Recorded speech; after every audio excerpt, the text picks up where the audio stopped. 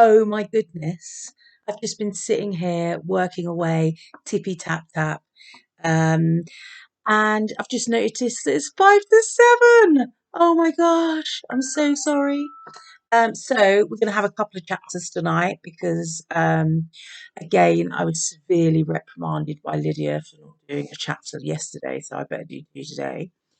Um, and I've not got any Roald Dahl chat tonight, but my little bit of Roald Dahl stuff is that we are coming to the end of, we're quite close to the end of Danny the Champion of the World.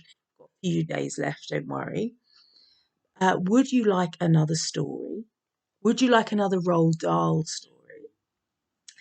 I was thinking we could go Fantastic Mr. Fox, or we could go Charlie and the Chocolate Factory.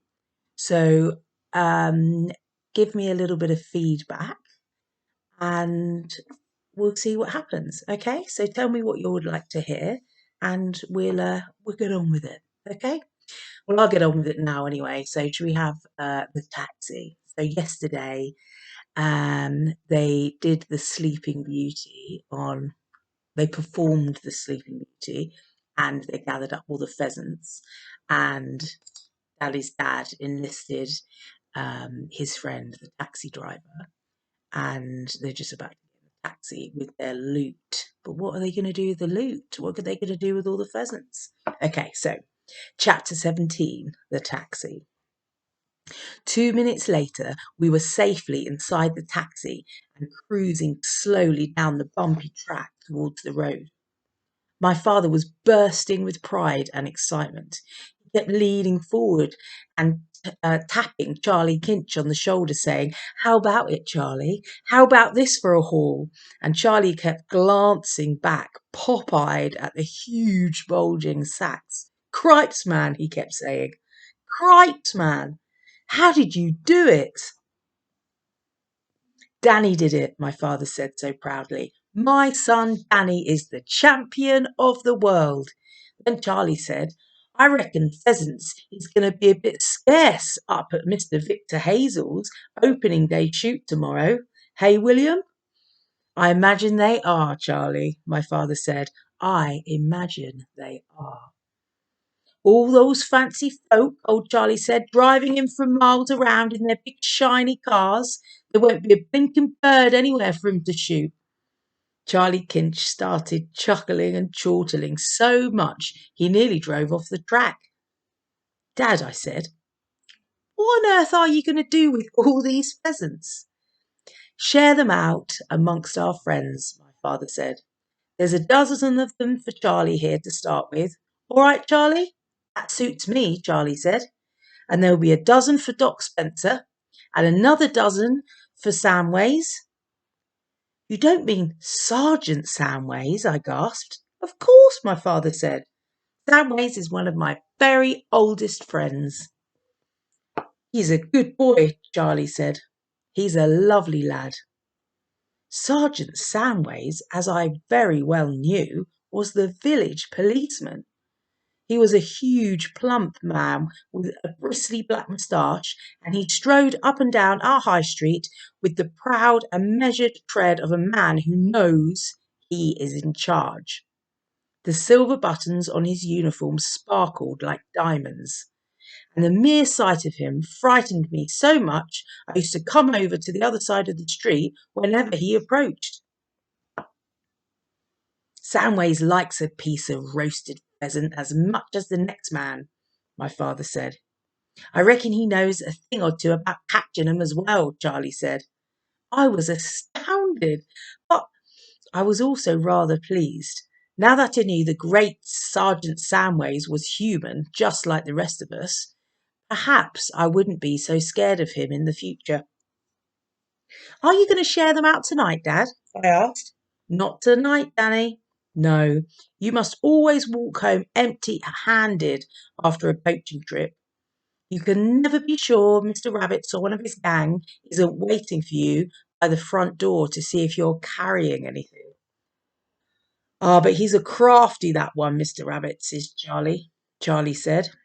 The best thing is to pour a pound of sugar in the petrol tank of his car when he ain't looking. Then he can't ever come snooping round your house later on. We always made sure to give the keepers a little sugar in their tanks before we went on a poach. I'm surprised you didn't bother with that, William, especially on a big job like this one. What does sugar do? I asked. Blimey, it gums up the whole ruddy works, Charlie said. You've got to take the whole engine to pieces before it will go again after it's had the sugar. Ain't that right, William? That's quite right, my father said. We came off the bumpy track on the main road, and Charlie got the old taxi into top gear and headed for the village. Are you dumping these birds at Mrs. Clipstone's place tonight? I asked. Yes, my father told him.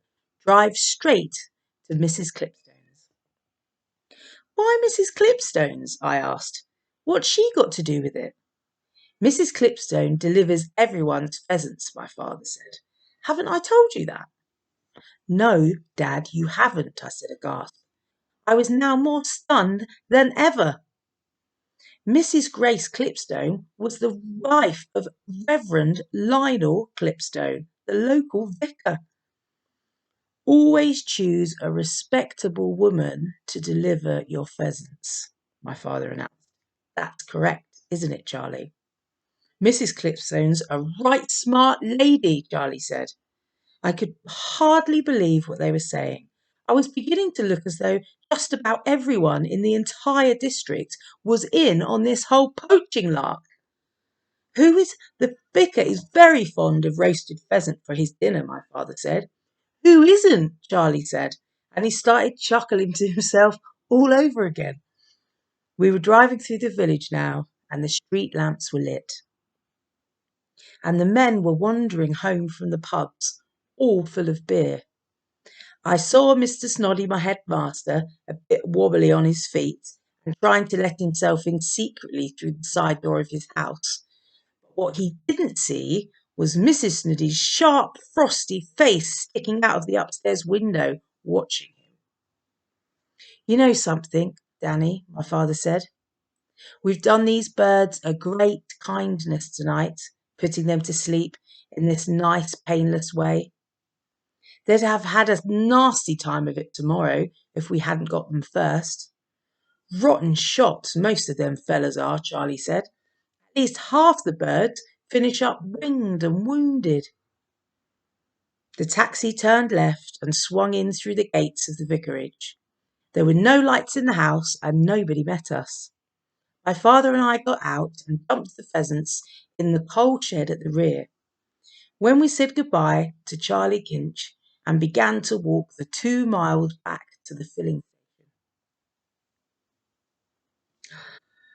That was a good one, wasn't it? Very exciting. They're all in on it, basically, aren't they? Okay, so shall we have another chapter? I did say 2 chapters.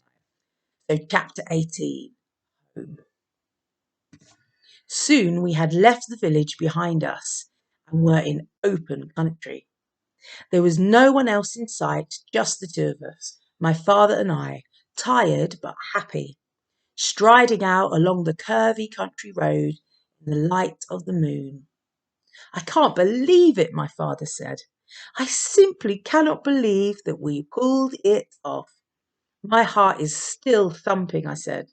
So is mine, but oh, Danny, he cried, laying a hand on my shoulder. Didn't we have a glorious time? We were walking right in the middle of the road as though it were a private driveway, running through our country estate, and we were the lords of all we surveyed. Do you realise, Danny, my father said, that on this very night, on this Friday the 13th of September, you and I have actually bagged 120 prime pheasants from Mr. Victor Hazel's wood? I looked at my father. His face was alight with happiness, and his arms were waving all over the place as he went prancing along the middle of the road with his funny iron foot going clink, clink, clink.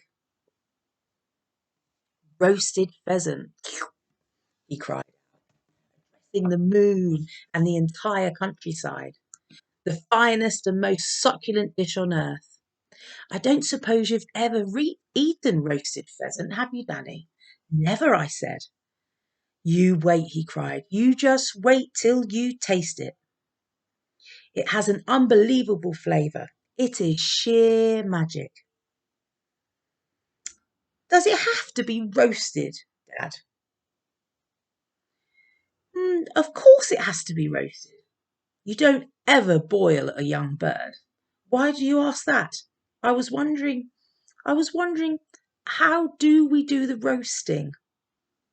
Don't you have to have an oven or something? Ah, of course, he said. We don't have an oven, Dad. All we've got is a paraffin burner. I know, he said, and that's why I have decided to buy an oven. Buy one? I cried. Yes, Daddy, he said. With such a great and glorious stock of pheasants on our hands, it is important that we have the proper equipment. Therefore, we shall go back to the village tomorrow morning and we shall buy an electric oven. We can get one at Wheeler's and we'll put it in the workshop. We've got plenty of electric plugs in the workshop. Won't it be very expensive? No expense is too great for roasted pheasant, my father announced superbly. And don't forget, Danny, before we put the bird in the oven, we lay strips of fat, juicy bacon across the breasts to keep it nice and juicy. And bread sauce too. We shall have to make bread sauce. You must never have roasted pheasant without lashings of bread sauce. There are 3 things you must always have with roasted pheasant: bread sauce, chipped potatoes, and boiled parsnips. There was a half a minute's silence as we both allowed ourselves the pleasure of dreaming about these beautiful foods. I'll tell you what else we've got to get, my father said. We've got to get one of those deep freezers where you can store things for months and months and they never go rotten. Dad, I said, no. But don't you realise, Danny, that even after we've given birds away to all our friends, to Charlie and the Reverend Clipstone and Doc Spencer and Sergeant Samways and all the rest of them, there'll still be about 50 left for us. That's why we're going to need a deep freezer. But it'll cost the earth. And worth every penny of it, he cried.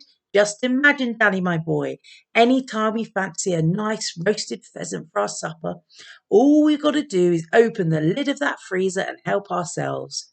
Kings and queens don't live any better than that.